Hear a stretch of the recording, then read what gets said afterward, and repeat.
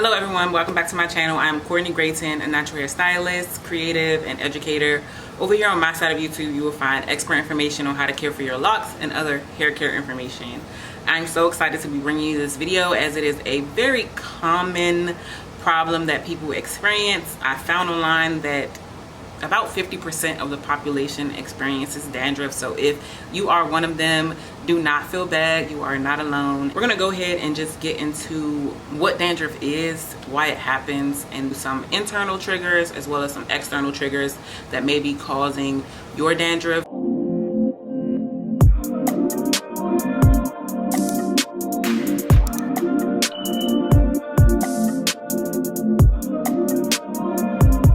It's definitely different for everyone, the reason that people experience dandruff, but if you notice that some of these things are particular to you, it'll be a good idea to take notes from this video and then take them to your dermatologist. Essentially what's happening with dandruff is that your scalp is producing and losing skin cells a lot faster than normal. There are two different types of dandruff. There's one that's oily and then there's another that's dry, so you want to take inventory of what's happening. Typically with the dry dandruff, it's flakes that you'll see on your hair, but that also kind of fall on your shoulders. Some of my clients will come in and they just got finished like scratching their hair and it's kind of falling all over the place.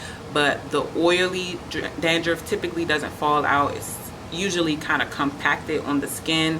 It looks oily, it feels oily to the touch. And with the dry dandruff, which is also just kind of synonymous with dry scalp, it also comes with a lot of itchiness and in some cases redness and inflammation.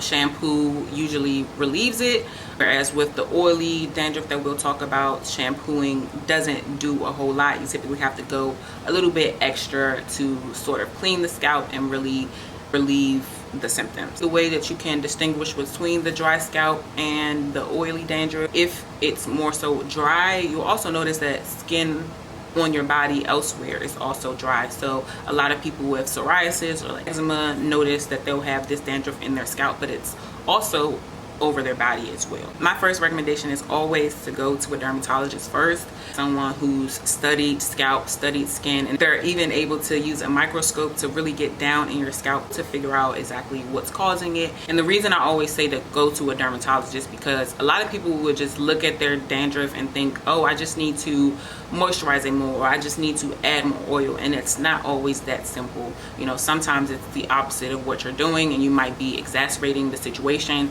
So going to a dermatologist will definitely help you get a lot more information on that. And a lot of times it really comes down to diet, and I'll definitely talk more about that. But if you can imagine, if you are using something that's topical to try to treat the dandruff, but what's actually causing it is more so internal, then you won't really see a whole lot of progress. Obviously, I'm not a medical professional, so it's really from my experience and my research. So you want to take these things, but then also see a professional. And also, if you start to implement them, really, it might be even helpful to document these things so that you can notice patterns over time. Like maybe you ate something and it automatically the next day you wake up with more dandruff, and use those insights to make changes within your lifestyle or diet or whatever in order to experience dandruff less. The most common thing that's annoying to my clients is really the look of it.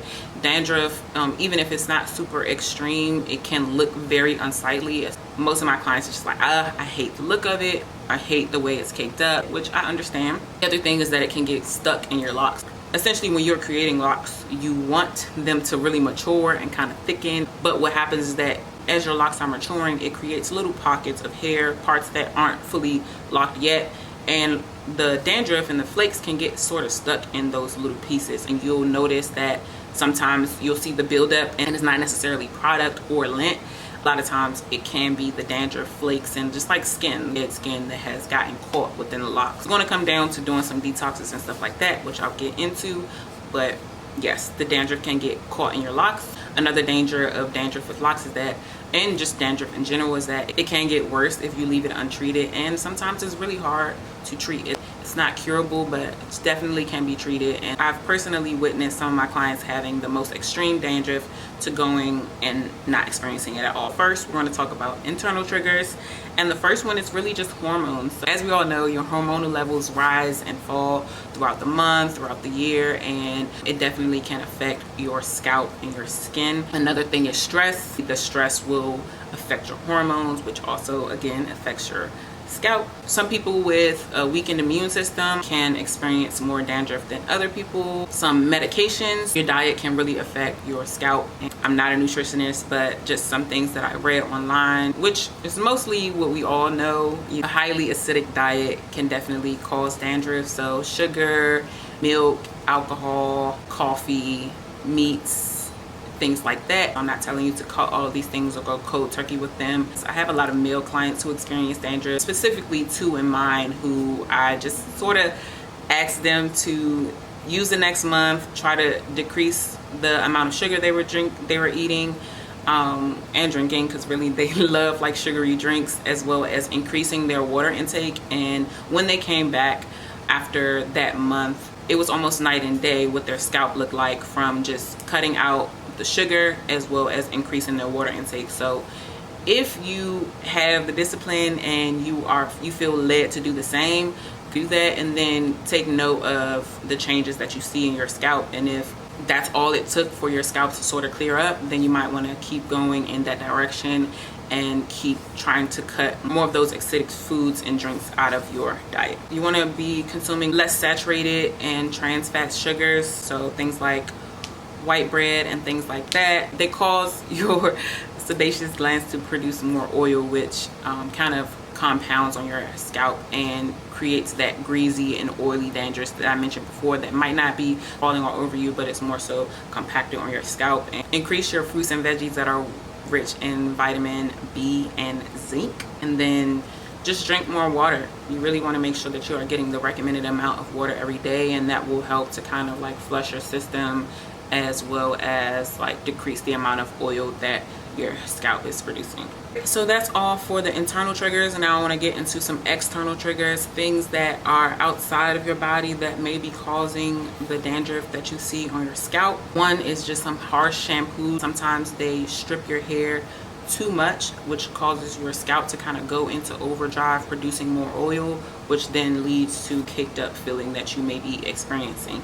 So you want to use shampoos that are sulfate free, because they will gently cleanse your hair and still leave back a lot of the healthy oils that your scalp is naturally going to produce. That way your scalp is still more so in like homeostasis and doesn't feel the need to go into overdrive, producing way more oil than it needs to, as well as not shampooing too often. So you really don't want to be shampooing your hair more than once a week. I typically say like once every 2 weeks, especially if you have locks. There's no reason for you to be washing your hair once a week unless you are working out a lot or your hair is just constantly getting dirty. Some of my clients in construction need to wash their hair a little bit more because they're just dealing with a lot of dust and dirt all the time.